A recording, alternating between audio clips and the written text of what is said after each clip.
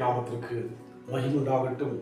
இந்த வழியிலும் கூட நாம் தியானிக்கும்படியாக ரோமருக்கு எழுதிய நிருபம் 2ஆம் அதிகாரம் 10ஆம் வசனம், முன்பு யூதரிலும் பின்பு கிரேக்கரிலும் எவன் நன்மை செய்கிறானோ அவனுக்கு மகிமையும் கனமும் சமாதானமும் உண்டாகும்.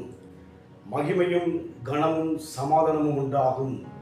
விசுவாசித்தால் தேவனுடைய மகிமையை காண்பாய் என்று சொல்லி இயேசு கிறிஸ்து மார்த்தாளிடத்திலே சொல்கின்ற அந்த மகிமையான காரியத்தை லாசர் உயிரோடு கூட எழுந்ததை மார்த்தாள் கண்டதாய் பார்க்கிறோம். அதுபோல் நம் வாழ்க்கையிலே நாம் நன்மை செய்கின்ற போது மகிமையும் கனமும் சமாதானமும் உண்டாகும் என்று சொல்லி பார்க்கிறோம்.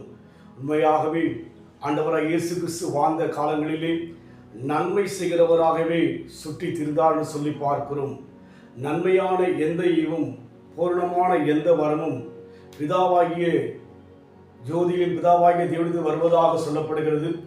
அதிலே யாதொரு மாறுதலும் கிடையாது, வேற்றுமைகள் கிடையாது. நல்லோர் மேலும் தீயோர் மேலும் தேவன் மழையை வர்ஷிக்க பண்ணுகிற நன்மையுள்ள தேவனாய் இருக்கிறபடினாலே நம் வாழ்க்கையில் கூட நன்மையை நாம் செய்கின்ற போது எவன் நன்மை செய்கிறானோ அவன் யூதனாயிருக்கலாம், கிரேக்கனாயிருக்கலாம், யாராயிருந்தாலும் எவன் நன்மை செய்கிறானோ அவனுக்கு மகிமையும் கனமும் சமாதானமும் உண்டாகும் என்று பார்க்கிறோம்.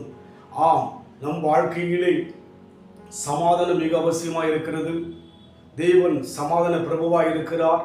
அதனால் நம் வாழ்க்கையிலே இந்த மேன்மையெல்லாம் பெற வேண்டும் என்று சொன்னால், இந்த ஆழமான அனுபவத்தில் வர வேண்டும் என்று சொன்னால், நமக்குள்ளாக நன்மை செய்கின்ற தன்மையை தேவன் அதிகமாக எதிர்பார்க்கிறார்.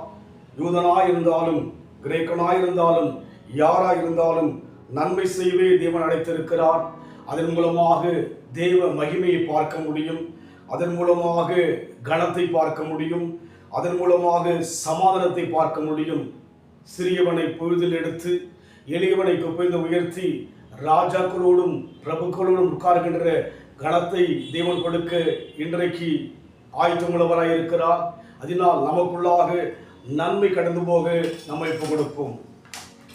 கோதுமை மணி போல் மடிந்திடுவேன், உமக்காய் தினமும் பலன் கொடுப்பேன். கோதுமை மணி போல் மடிந்திடுவேன், உமக்காய் தினமும் பலன் கொடுப்பேன். அவமானம் நிந்தை சிலுவை தன்னை, அவமானம் நிந்தை சிலுவை தன்னை அனுதினம் உமக்காய் சுமக்கின்றேன், அனுதினம் உமக்காய் சுமக்கின்றேன்.